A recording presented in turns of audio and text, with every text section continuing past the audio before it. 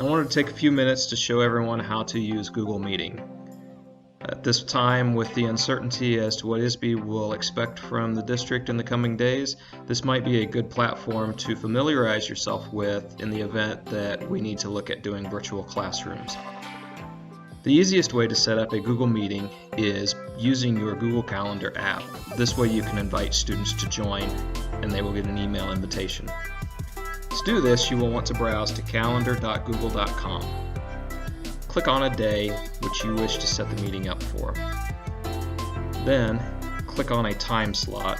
This isn't necessarily as important at this point because you can change it. Once you've given it a title, you can set your time. Your start time isn't necessarily as important as the end time. I would recommend setting it for a couple of hours out, just so that you don't run the issue of being disconnected while you're in session.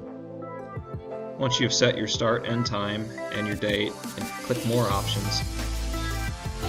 On this page, under Add Conferencing, you'll want to click Hangout Meets. You'll then want to come over into the Add Guests box and start providing your students' names. For this demonstration, I am going to use my daughters. Once you have added all of your students, make sure that you do not check this Modify Events box. You do not want your students to be able to change your meeting. You can then also decide whether you want them to be able to invite others and to see the list. If you allow them to see the guest list, it just lets them see the other people that have been invited into the meeting.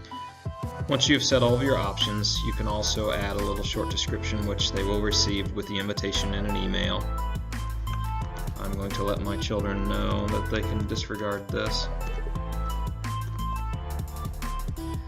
Once you have done everything on this page that you wish, click Save and click Send so that the students know when to join the meeting. This will take you back to your Google Calendar page where you will now be able to see your meeting. I have a separate meeting set up on Thursday. I'll just show you kind of how this works. You can click through, see your meetings, click on it. It will show you all the guests.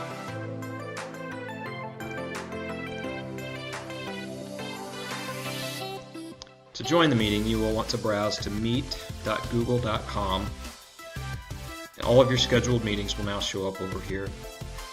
I'm going to go ahead and join. You can determine whether you want your camera to be enabled or not. If you do not want your camera to be enabled, just tick this little box here. If you are not seeing anything here, it says camera is disabled, check up here on this page, on this little spot on your page. You might see a shield with a red X through it. If that's the case, click on that, and that's going to allow you to enable your microphone and your camera. Once you've got everything set up here, click Join Now. I will join from one of my students' accounts. Sign in as my daughter. She loves when I do this.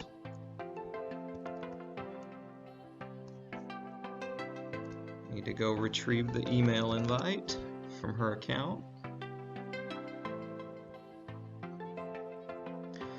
Here she has the email that was sent to her. This gives her all the information on how she can join. Students can also confirm whether they are going to attend the meeting or not. The most important thing for students is that they know that they click this link here. Click that link, and I'll also click Join Now. I'm going to minimize this. This just shows her, and she can see and hear me.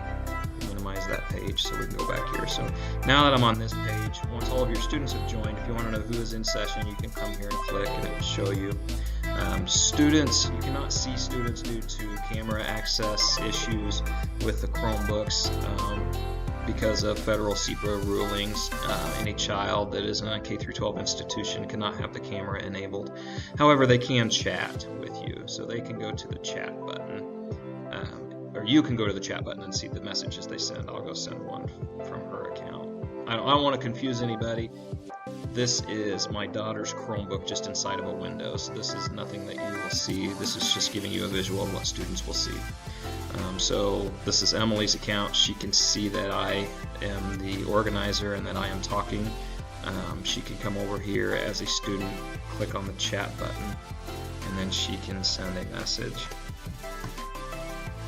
Jump back to my session, and now over here I can see where she had sent that message. I can also send a message back.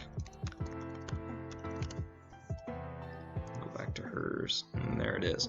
That's pretty much it on Google Meeting. How it works, there's no way, you don't necessarily have to end it. You just simply close out your session and that session is over. If the students are still in session, once the organizer/teacher ends the session, it is done. If a student jumps out of a session, I'll go ahead and do that now as Emily. Jump out of that session, go back to our session. It just no longer shows them in the list. So if you want to keep track of who's in there, you can always click on that people button to see. So that's it. If anybody has any questions, any troubles, let me know. Just keep in mind, if you cannot access your camera or your microphone or receive any errors, come up here into your address bar. You might see a microphone, you might see a camera, you might see a shield with an X. Just click on whatever you're seeing, and that will give you options to be able to manage access to those accessories on your device. And that's pretty much it. Email me with any questions.